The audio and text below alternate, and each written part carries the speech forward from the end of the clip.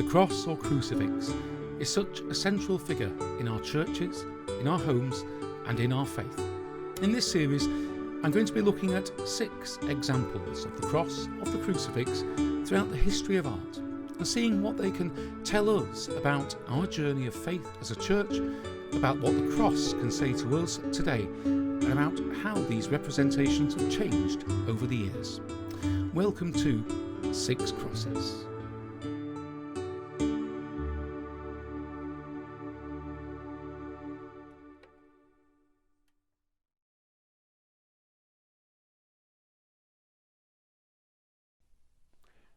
Hello and welcome to part 4 of our Lent series, looking at representations of the crucifixion in art.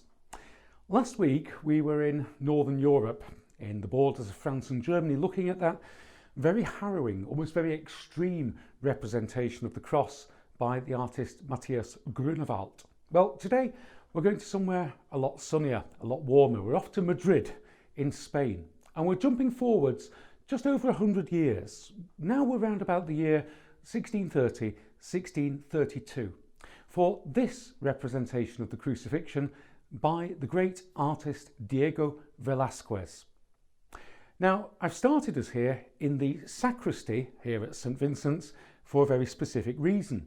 Remember last time I was talking about how in order to understand Grunewald's depiction of the crucifixion, we needed to understand where it was intended to be seen, the place that it was painted for. Well, the same is true of this Velazquez crucifixion. A little bit of understanding. It was painted in 1632 as a commission. Now, Velazquez was a great artist who was actually attached to the Spanish royal court. He was almost like the official artist of the Spanish royal family, Felipe IV. In that position, he received lots of commissions from the rich and powerful. And there was one commission which was for a convent in Madrid. It's thought that there was an official who was basically trying to get himself back in good favour with the church after various other dodgy dealings. And so he paid for this Benedictine convent to be decorated with new artworks. And one of them was a painting by the artist Velazquez. This was intended for the sacristy of the church of that convent, the place where the priests would vest and prepare before going out to celebrate Mass for the Benedictine nuns. Now, I mention this because this crucifixion is extremely striking for its utter and complete simplicity. Do you remember how we were talking about in the Middle Ages, you used to have crowded crucifixion scenes where the artists almost tried to paint every inhabitant of Jerusalem on Calvary? But gradually that reduced. Last week we only saw 6 figures in our crucifixion scene, and there are many with even fewer. Normally just our Lord on the cross and perhaps his mother Mary, the disciple John and Mary Magdalene. They seem to be the fairly constant figures. But here Velazquez takes away everyone except Jesus.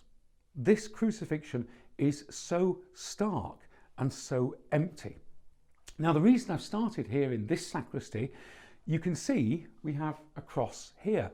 The tradition is that there's a cross in the sacristy so that as the priest is vesting and preparing for Mass, he can look at the cross, he can contemplate the cross. Now, normally that would be what we've got here, a crucifix fixed to the wall. But quite often in Spain, in Italy, in this Baroque period, you don't get a physical crucifix, you get a canvas on which a crucifix is painted. So this is what Velazquez is doing for this convent in Madrid. He is painting a crucifix, and that's all you need. You don't need a complicated scene, you don't need lots of figures. All you need is Jesus on the cross for the priest to contemplate as he prepares to go out and celebrate the Mass, that sacrifice of Calvary offered once more. So that explains, in a sense, the form of Velazquez's crucifixion, that incredible simplicity. But of course, there's so much more to it than just that. Velazquez is an amazing artist with a great deal of imagination. He's not someone who is just, as it were, copying the styles of others around him. He brings a great deal of new vigour and new insight into the things that he paints. I mean, some of his famous works show an amazing degree of imagination. Perhaps the most famous one is a painting of the Spanish royal court known as Las Meninas. This famous painting, which was also then reinterpreted by Picasso later on, you might have seen that. It's a painting full of mystery. Yes, it's showing the children of the royal court and the king and queen, but the main figure is actually Velazquez himself in the act of painting a portrait of the royal children. And we get this incredible complexity in this work of art. Now, the reason I mention that is because this seems to be so different from the crucifixion that we're looking at. The simplicity and emptiness of this crucifixion seems to be in direct contrast with the confusion, the mystery, the playfulness, the imagination of another one of Velazquez's great works. But the point I'm trying to make here is that Velazquez is an artist who does things deliberately, and he uses this huge imagination in order to say something very profound. As I was saying last week, art is not photography. Photography can take a picture of an event, and even if it's staged, what it's doing is capturing a reality, capturing it in a very simple way. Now, it's not to say that photography cannot be artistic. It's not to say that it can't convey all sorts of things. The skill of a photographer is how you use that reality in order to create your picture. But painting and sculpture and other forms of art, they're different because the artist is not constrained by the reality in the same way that a photographer is. An artist can paint whatever he wants. And so the great artists show us that they are saying something.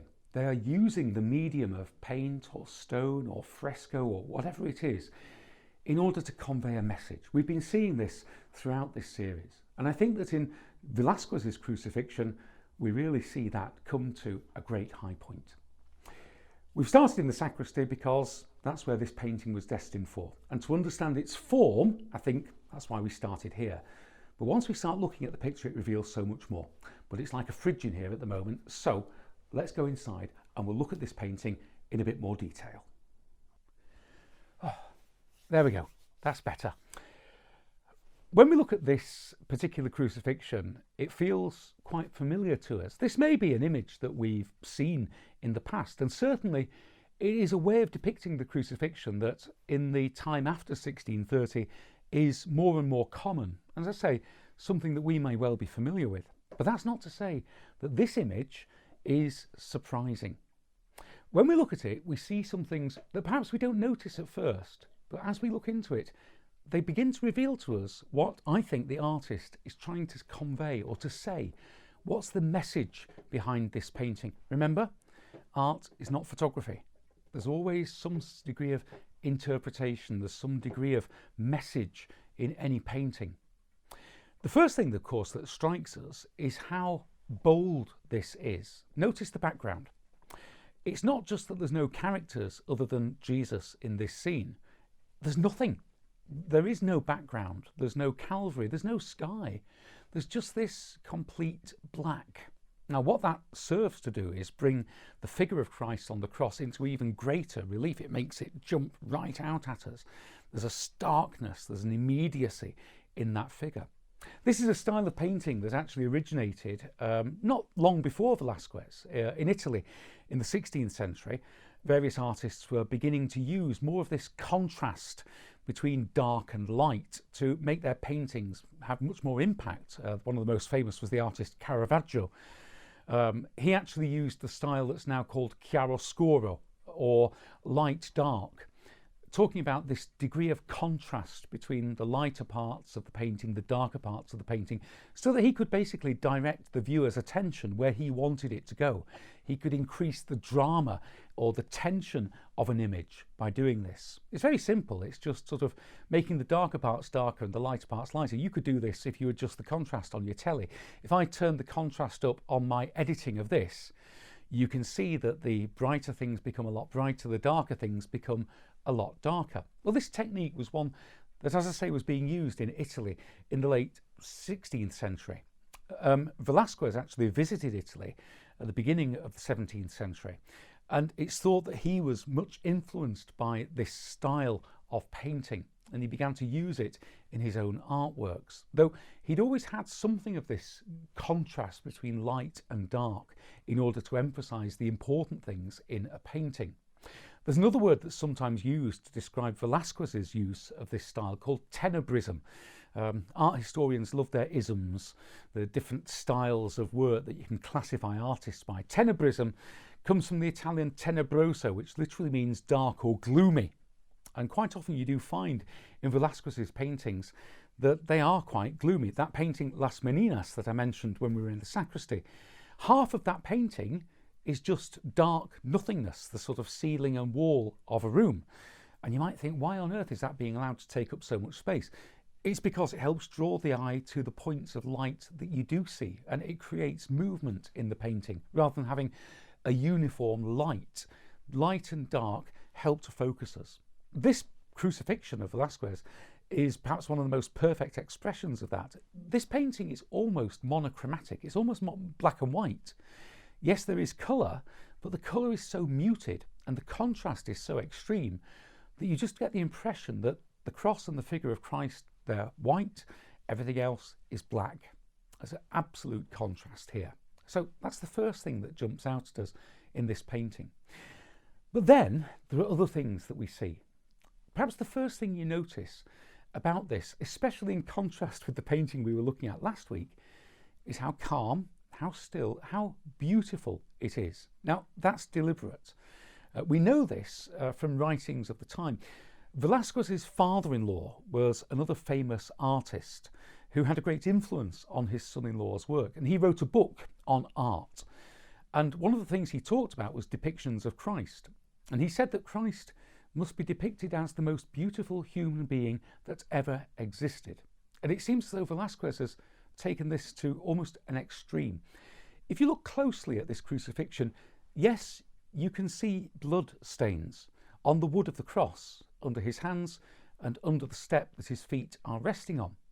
But the body itself seems flawless, unmarked by any of the cruelty of the passion. Remember the contrast with what we saw last week. If you actually took the cross away, this figure, you would never guess, was someone who'd been tortured, who had been crucified. It's almost as if Velazquez wipes the body almost completely clean, so that we contemplate not the wounds of Christ, not the brutality of his executioners, not the pain of his suffering, but simply his beauty, the beauty of him as the perfect human being.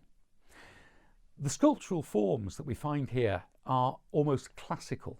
This was another ism that came up in the 16th century, classicism, looking back to Greek and Roman sculptures and the way in which they tried to capture perfectly the human form. And this is exactly what Velazquez seems to be doing here. He uses a technique of classical art in the way that the figure is posed on the cross. It's called Contrapposto. And Contrapposto, literally, it just means sort of unbalanced. And if you look at the figure on the cross, you'll see that the weight is not evenly distributed. There's almost like one leg is slightly lifted, and this gives a tilt to the body. This was a technique used in Greek and Roman sculpture that was rediscovered in the 16th century. So almost we have a sense here that Velazquez is painting a perfect sculpture of Christ as the most beautiful human being. The other thing that strikes you about this, apart from that polished, beautiful cleanness of this, is how calm and still it is. Remember last week, Grunewald's picture, everything was moving. Mary was falling back into the arms of John the Baptist. Mary Magdalene was looking up to the figure on the cross with hands contorted in grief and prayer. There was so much movement in that painting, whereas this is the epitome of stillness. This is Jesus after the moment of his death, and nothing is moving, nothing is happening. His body is completely balanced. In a sense, there's a contradiction here, because in death, the body would have slumped. Many artists portrayed that, and in fact, there was actually a style that you still find in icons in Eastern Christianity of the body forming an S shape, slumped in death. This is the exact opposite. This figure is almost posed in order to create a sense of stillness. The other thing when you gaze at this crucifixion, and this might seem strange from a painting, is silence. Perhaps it's that black background. Perhaps it is the perfect poise of that figure on the cross. But you get the feeling that the whole of creation has fallen silent in this moment of Christ's death on the cross. So stillness and silence, calm. Now, I think there's something very powerful in that. And that, I think, is where the artist is trying to take us. He's trying to take us away from the noise and the chaos of Calvary to a moment of absolute and perfect stillness. This reminds me of something which I think I might have mentioned in a Good Friday sermon donkey's years ago. One of the things that I don't like about Good Friday is when it's busy, when shops are open, when cars are driving backwards and forwards, when there's so much going on. In a sense, I want Good Friday to be a day when everything falls still. Now, I can't make that happen in our culture or any culture, but there's a part of me that just wants the world to stop, especially at 3 o'clock on Good Friday. Everything to stop, everything to be still, and as it were, to get that sense of the moment of Jesus' death, a moment that stops time.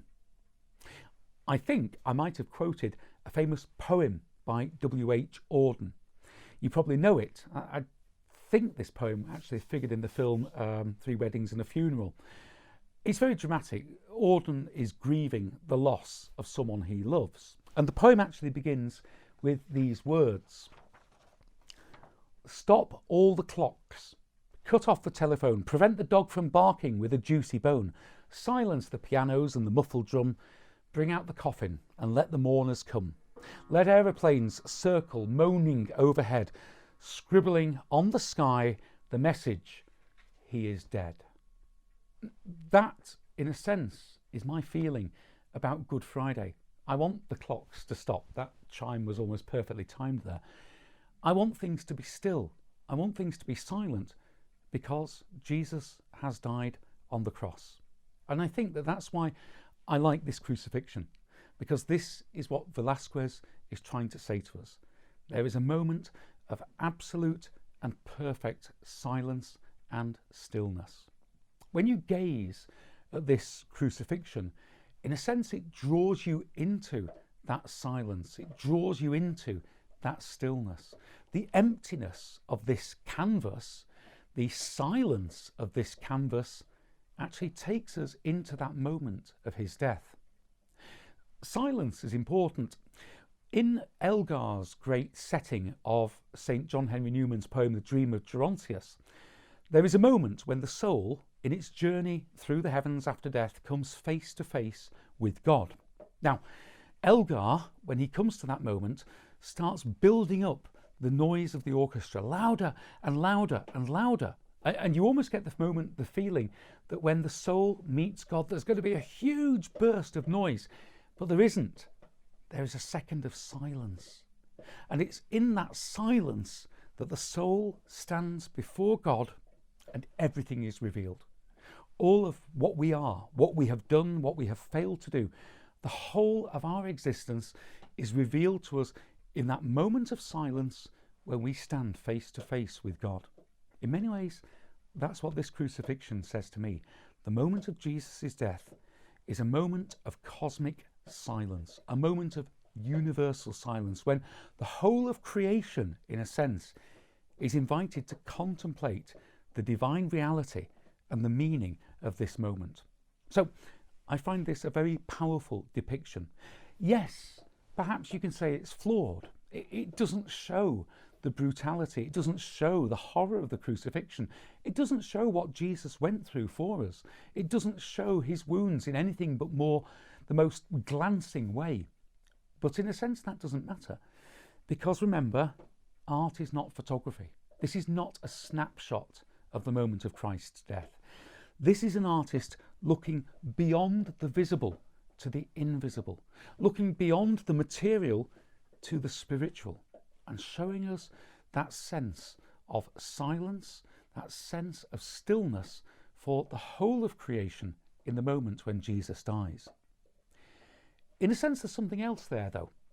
That moment of silence and that moment of stillness is also a moment of victory and triumph. When Jesus spoke 7 words from the cross, the final thing he said is, "It is accomplished. It is finished. The work is done." And that's something else that Velazquez seems to bring out, a sense of completion. This is not failure.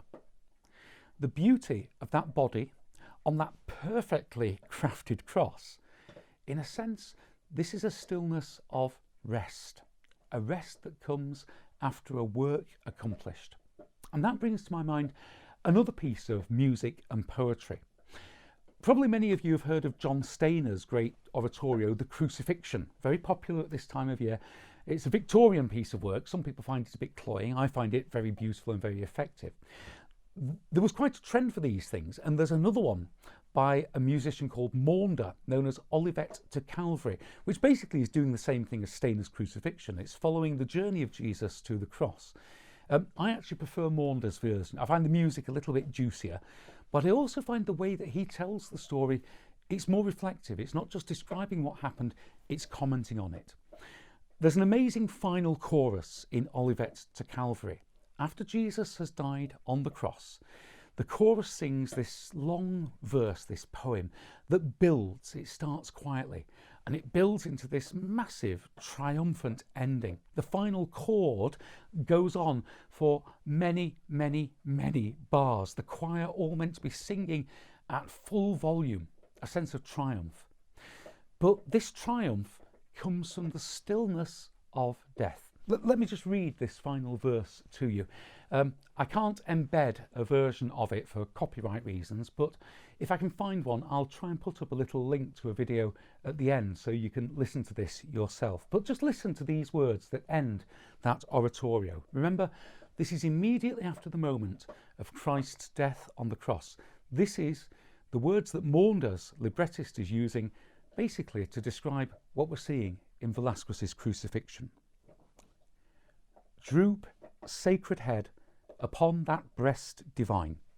The strife is o'er, the victory is thine. Hush, sounds of earth, sink, sink, thou mournful sun. On Calvary's cross, lo, mercy's work is done. Gaze, mortal, gaze. The Saviour hangs for thee, silent in death, upon the accursed tree. Love, holiest love, shall earth and heaven atone in fadeless day from Christ's eternal throne.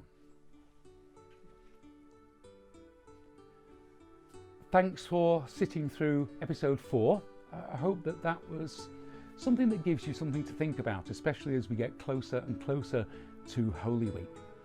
Next week, we're going somewhere different. We've been to Italy, we've been to France and Germany, we've been to sunny Spain. Next week, we're coming to Manchester to a remarkable depiction of the crucifixion without a cross. See you soon.